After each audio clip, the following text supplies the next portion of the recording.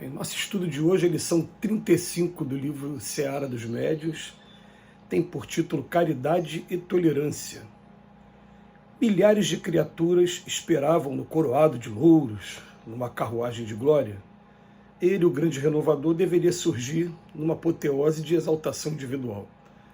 Trono dourado, cetro imponente, laurel dos triunfadores, túnica solar, olhos injetados de orgulho, verbo supremo, exibição de riquezas, espetáculo de poder, escolta angélica, sentenças inapeláveis. Jesus, porém, caminha entre os homens à maneira de servidor vulgar, de vilarejo em vilarejo, veste-se conforme as usanças dos que os cercam, apostoliza em lares e barcos emprestados, ouve atenciosamente mulheres consideradas desprezíveis, atende a homens conhecidos por malfeitores, serve-se à mesa de pessoas classificadas como indignas, abraça crianças desamparadas, socorre doentes anônimos, acolhe a todos por amigos a ponto de aceitar como discípulo aquele que desertaria dominado pela ambição. Recebe remoques e injúrias de quantos lhe exigem sinais de um espírito e parte do mundo banido entre ladrões sobre violência e sarcasmo. No entanto, em circunstância alguma condena ou amaldiçoa, mas sim suporta e ajuda, sempre respeitando nos seus ofensores filhos de Deus, que o tempo renovará. Também na doutrina espírita, indene de todo cárcere dogmático, a indagação campela livremente. Cristianismo redivivo, qual acontecia na época da presença direta do Senhor, junto dela hoje em chameio de mistura com os corações generosos que amam e auxiliam, as antigas legiões dos desesperados, dos escarnecedores, dos indecisos, dos investigadores contumazes, dos inquisidores da opinião, dos perseguidores gratuitos, dos gênios estéreis, dos céticos frios e dos ignorantes sequiosos de privilégio por doentes da alma.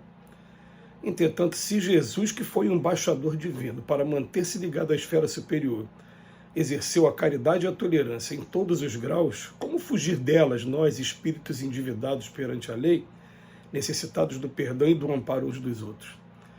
É por isso que em nossas atividades precisamos todos de obrigação cumprida e atitude exata, humildade vigilante e fé operosa, com a caridade e a tolerância infatigáveis para com todos, sem desprezar a ninguém. Mais uma vez, Emmanuel hoje vem falar sobre do que se esperava do grande Messias que viria salvar o povo escolhido das garras, do jugo daqueles que eram os poderosos da época de Roma, e o contraste com o que realmente o Mestre representou, o Mestre como, primeiro nascendo num lugar de excluídos, segundo Natanael, lá no Evangelho de João, tem um momento que ele até fala assim, pode ver alguma coisa boa de Nazaré?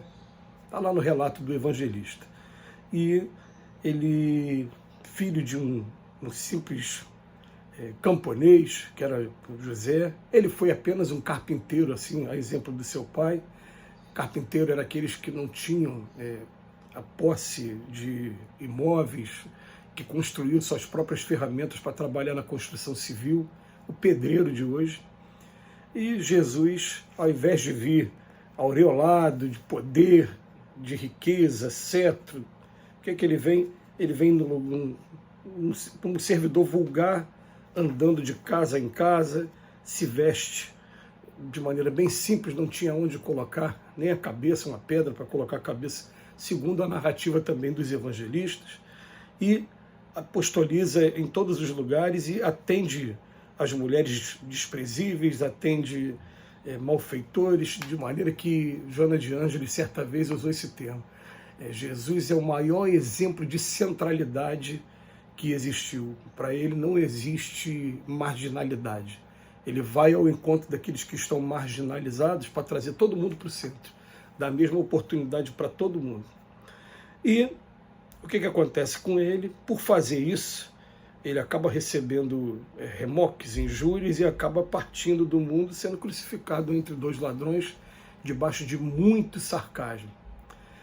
E é interessante que o relato também do livro do Atos dos Apóstolos, você vai encontrar informação de que queriam fazer exatamente a mesma coisa com Paulo E o Paulo não deixou, queriam fazer o Paulo passar, inclusive, pelo Gólgota também, Calvário, carregando cruz, e queriam crucificá-lo entre dois prisioneiros. Ele falou, ele recorreu a César justamente para não ter que passar pela mesma coisa que o mestre passou, porque o mestre é incomparável. Essa foi a intenção. Né? Assim como Pedro também falou, eu não sou digno de ser crucificado como mestre, foi crucificado de cabeça para baixo. Mas, tirando esses detalhes, a intenção aqui foi dizer que agora na doutrina espírita a coisa continua da mesma maneira. Por quê? Vamos entender por quê. Jesus fala para a gente que a perseguição vai ser uma coisa constante no mistério de qualquer pessoa que esteja aqui na Terra. Perseguição espiritual, perseguição dos desencarnados, por conta dos defeitos que a gente ainda traz também, como diz o Emmanuel no final. Se Jesus passou por isso, imagina nós espíritos endividados.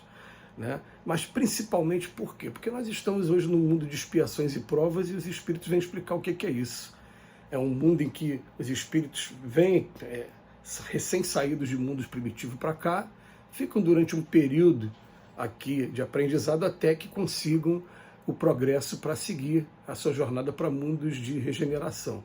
Então, o tempo todo a gente tem espíritos que conseguiram o objetivo, têm a aprovação e vão embora, e espíritos que estão chegando.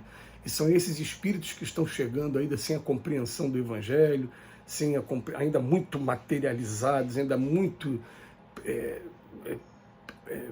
fugiu a palavra, primitivos, selvagens. Né? E são esses que vão estar recebendo aí o Evangelho direto daqueles que estão pretendendo trabalhar. Então, em mundos como esse, sempre vai existir a perseguição, sempre vai existir o sarcasmo. Então, o que acontece? Ele vem falar para a gente aqui. A gente vai trabalhar junto de escarnecedores, indecisos, investigadores contumazes dos fenômenos, os inquisidores da opinião, né? Muitos, se pudesse ainda fazer como fazia a Inquisição, a Santa Inquisição da Igreja, né? Fariam ainda, perseguidores gratuitos, gênios estéreis, céticos frios. O Emmanuel vem trazer um repertório aqui para a gente fazer uma comparação de como foi na época do Cristo, pessoalmente com o Pai, e como está sendo agora com qualquer um de nós aqui que se proponha a trabalhar em prol da doutrina espírita, que ela vem procurar o que? O cristianismo redivivo. Ele vem mostrar para a gente como é que eram os movimentos dos primeiros cristãos, mais notadamente de Pedro, Tiago e João, né, no caminho, que está lá no Atos dos Apóstolos, e também de Paulo na direção dos gentios. E vem trazer esses exemplos desses que foram esses missionários, para que a gente possa analisar e saber como é que anda o nosso papel também e o que a gente deve fazer. Então, as perseguições vão acontecer. Mas ele fala para a gente aqui, né?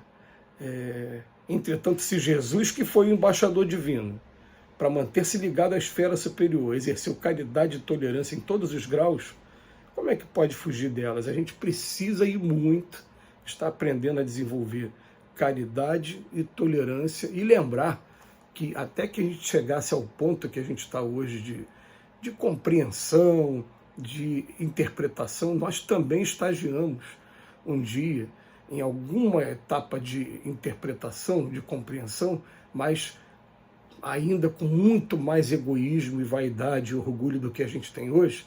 E essa vaidade, egoísmo e orgulho faz com que a gente queira escravizar todos os nossos pontos de vista e que a gente até condene e persiga aqueles que não pensam igual a gente. É bom te colocar isso na cabeça. Quanto mais eu não consiga ainda aceitar, admitir aqueles que pensam diferente de mim, mais significa que o meu egoísmo ainda é grande. Tá? E seja o que for, em relação ao que for. Eu não consigo aceitar que a pessoa tenha opinião política diferente da minha, que a pessoa siga uma religião. Essa religião não, ela é dominadora, ela desvirtua o evangelho. Não, tá? Você respeita e tem que desenvolver a tolerância e a caridade. Então, Emmanuel termina falando assim, é por isso que em nossas atividades precisamos todos de obrigação cumprida e atitude exata, humildade vigilante e fé operosa, com a caridade e a tolerância infatigáveis para com todos, sem desprezar a ninguém. É uma fórmula de bolo bem complicada, mas não é impossível. Sigamos juntos, para frente e para o alto. Que Jesus nos abençoe.